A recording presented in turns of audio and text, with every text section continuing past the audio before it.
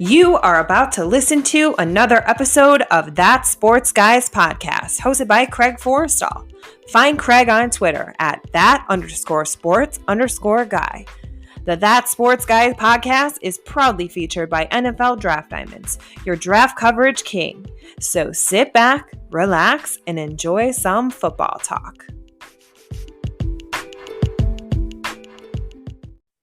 Hello and welcome to another episode of That Sports Guys podcast. I am Craig Forrestall. You might know me from Twitter as at that_sports_guy.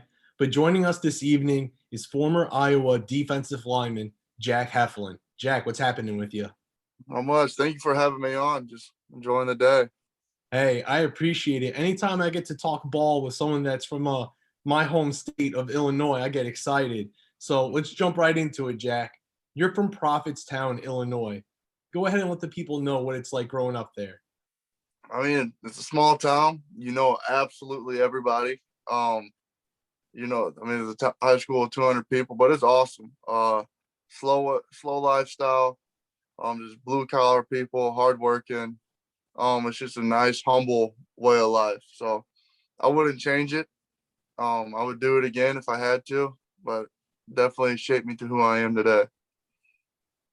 And now, Jack, what were all the different sports you played growing up? And when did you realize football was your best sport? I played basketball. I threw the shot in track and field, and I played baseball. But actually, growing up as a kid, all the way up to about sixth grade, baseball was probably my best sport. But basketball is probably where I shine the most too. But at the end of the day, I remember watching the Bears in 05 and 06 when they had Brian Urlacher, and then watching the Hawkeyes play when they had Adrian Claiborne and they made the Orange Bowl run. And that's when I was like, man, I really want to play football. That's so much cooler than every other sport, in my opinion. So, and I started showing through in football about freshman, sophomore year in high school, and then the rest is history from there. And now, I read besides playing sports, you got your hands dirty doing a couple of other things as well growing up, including bull riding and showing cattle. Jack, go ahead and talk about that side of you. No, I didn't bull ride, but I always wanted to be a bull rider. So that's what my thing was. I never bull rided, but I showed cattle. We were in 4-H all the way up until about my sophomore year in high school. We showed every summer. It was fun. But it got to the point where you're juggling school. And then when you know how high school sports get, it turns into a full-time job, especially when you're a 3-sport athlete. So I had to give that up, and it was just hard to compete. And we had good animals, and we just ended up selling the calves we had that were worthy to show and kept the rest for beef. And now, what was the recruiting process like for you, Jack, in high school? Oh, it was very dead. It was a lot of division. It was very dead at the Division I, Division II level, but the Division III was very alert, and it was going. But I had my dream set on playing D1 ball. I had 3 walk-on spot opportunities. It was to Missouri State, Northern Illinois, and Southern Illinois. And I took my shot and walked on in Northern. And I was blessed by a great staff with Coach Carey and Coach Dearson recruited me there. So it was a great opportunity for me coming from where I was. And now let's talk about that journey at NIU, because there were obstacles in your way from the beginning, but you earned everything as you entered the program as a walk-on. So just go ahead and talk about that walk-on experience. I mean, walking on's not easy. It's a lot of stuff that people don't realize how hard it actually is to do until you do it. But I was blessed. I had a really good defensive line coach and really supportive defensive coordinator that pushed me hard every day. They believed in me. And I actually worked my way into the 2 deep my first camp there. And then I ended up having labrum surgery on my left shoulder. And I technically got cut from the team because it was something with the walk-on rules, and we had other injuries, and they had to open up space for people to come practice. So I wasn't even allowed to go to games. It was just basically I was just there going to school like a normal student, and the strength coach there, Coach Ort, he was a great guy. He brought me in. He's like, "Hey, come work out at these times." But it was a hard time going through that, getting cut.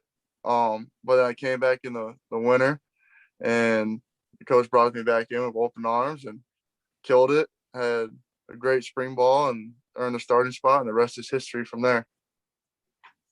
And now you went on to have a phenomenal career at NIU. Like you said, 3-year starter, two-time All-MAC, and team captain. Also along the way, you battled Max Sharping, now with the Houston Texans in practice. Talk about the impact facing him had on your game. I mean, Max is just a great guy, and he's a hard worker. So really, just seeing how he works on the other side of the ball, and I actually lived with him too. Um, but he was going against Max. He's a massive human being. Um, he's not small at all, but he pushed you every day. Uh, Especially, it made you better. He beat me a lot. I was a young, immature Jack, and he knew how to beat me, and he definitely, when he had the chance to expose me, he definitely would. But just going against him, you just had to realize how to keep your composure and just really go against. He was better than me at the time, and I'm not going to sit here and say he wasn't. So he was definitely better than me, and for him to feel someone of that caliber who's now a starter in the NFL is it was definitely at such a young age too. It was definitely a great experience to have. And now the pandemic changed the outlook of the college football world as we know it. Can you talk about how the pandemic impacted you from a football perspective and ultimately your decision to transfer to Iowa? Yeah, the pandemic, it was tough because um especially when we no one had spring ball last year. So lost another 15 practices to develop and get better. But also like the pandemic was tough in the way that it really took away a lot of training time, and a lot of the training we did was internal motivation. It was hard. It's a lot harder to train when you don't have a strength coach there. Um, but it really exposed how much you really cared about the game of ball. Um, but it was being able to one of the reasons why I transferred, actually the main reason why I transferred, I wanted to play Big Ten ball and play against Big Ten teams, but that wasn't going to happen with the COVID only season, the conference only, and so I had to make a decision myself and move on and go play at a school where I was going to get those big time games. And I'm blessed and happy I made that decision. Could have ended up at a better place. And you started all games this season at D tackle for the Iowa Hawkeyes as a graduate transfer. Can you talk about that transition from the MAC to Big Ten football? Because whenever a player jumps up in competition, the speed and the transition is always something people want to know about. Oh, it's definitely, especially going to Iowa. It's just a lot more physical. I would definitely say the practices at Iowa uh, helped me out to transition a lot quicker. Kind of threw you into the fire, and you'll get your feet and get your stride as you go. But I mean, the game's faster. I mean, it's more physical. It's everything what they say about the Big Ten. It's true.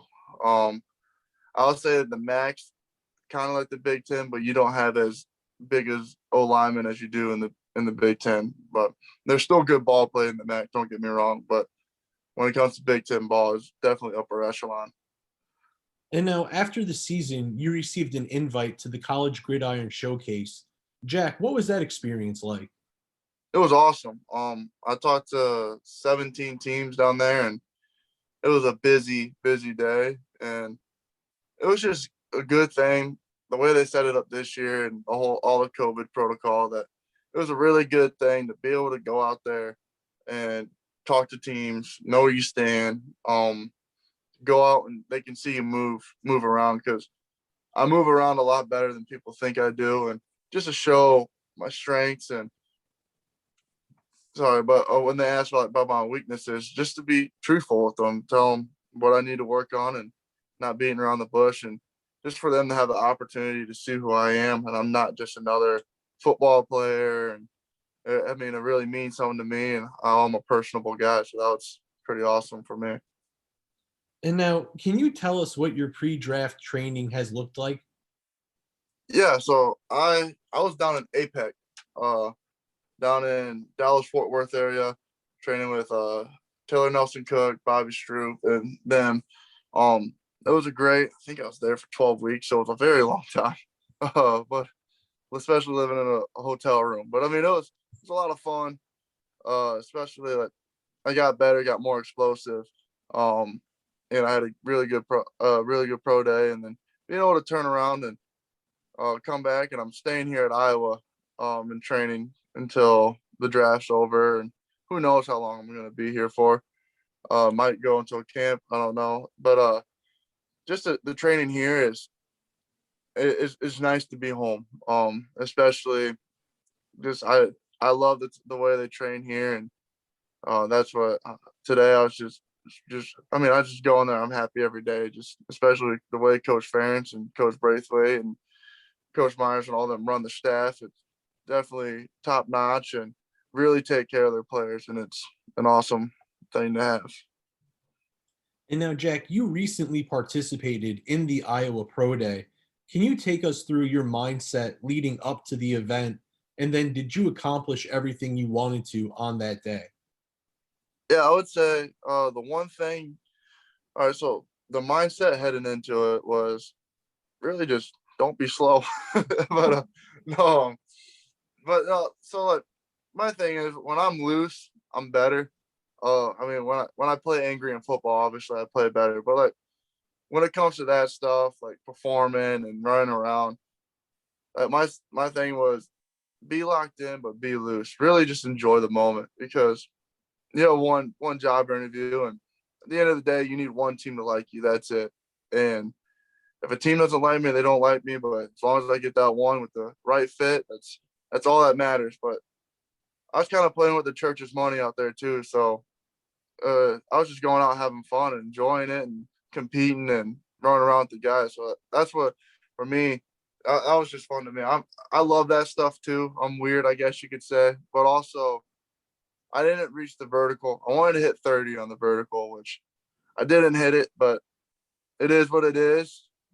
Um, Hopefully I don't have to jump 30 inches in the air, but, it was just been a cool number to hit. And maybe I wanted to hit 30 on bench too, but it didn't hit that either. But end of the day, I'm happy with my performance. I'm satisfied with it, and I'm happy it's over for the most part, so I can start talking football and getting into football. And then we've talked about it a little bit. You've had an extremely productive college career. But, Jack, let's hear it from you. Can we get a self scouting report? I would definitely I would say my strengths. I'd say run stopping. Uh, I have flashes. I have good hand use in the pass rush game. I'm a strong, stout player. But I'll say my weaknesses definitely improve on pass rushing. And definitely more knockback, a consistent knockback on plays, and just playing with that edge at all the time. And then, what can you contribute to an NFL team from day one in both the meeting room and on the field? I would definitely say, go meeting room. Definitely just a guy who's really there to compete and help make the team better. Whatever role I got to do, I'll do.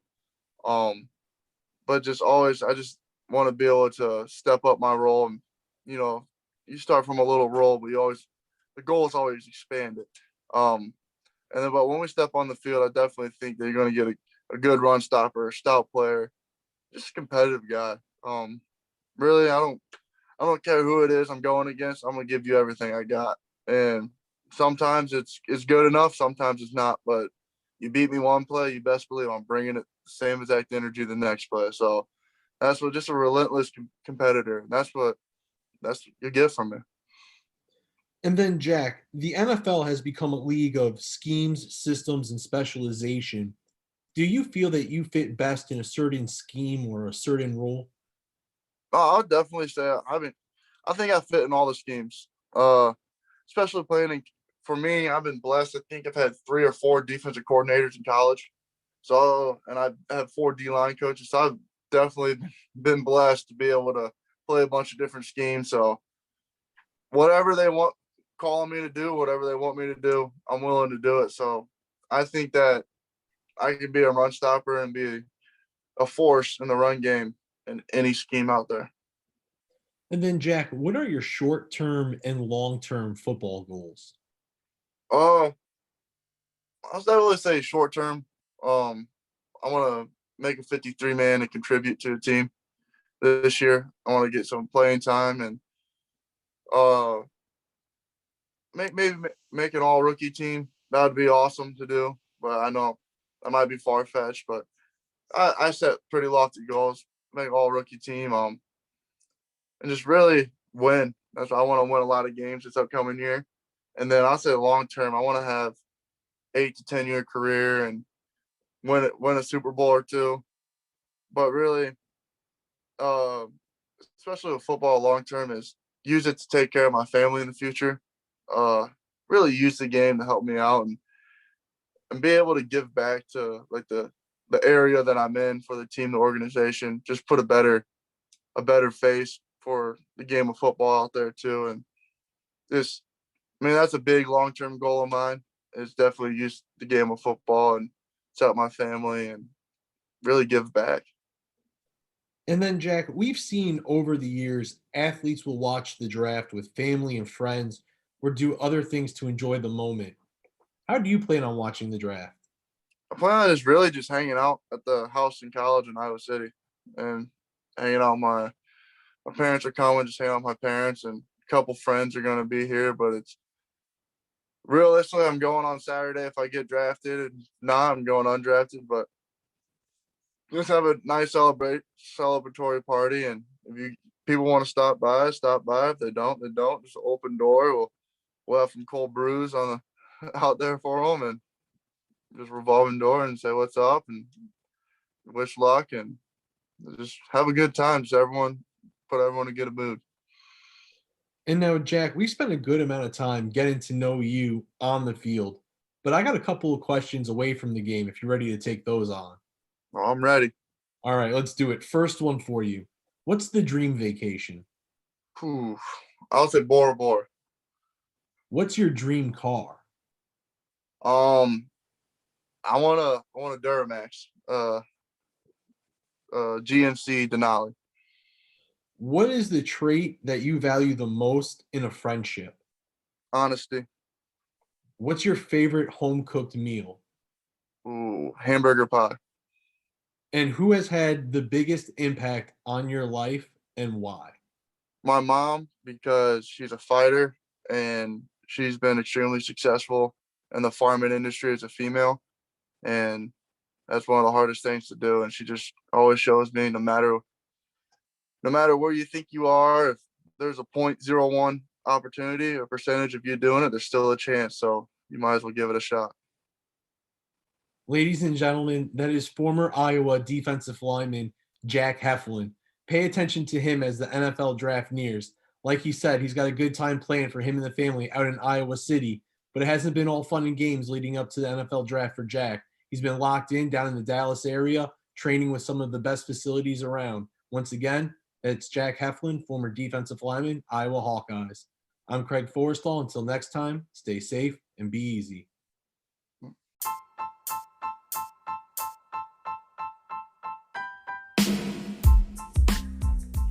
Hey everybody, Craig Forrestall. Thanks for tuning in and listening to another episode of That Sports Guys podcast. Make sure to follow me on Twitter at @that_sports_guy to catch all the latest updates and podcast episodes. Until next time, stay safe and be easy.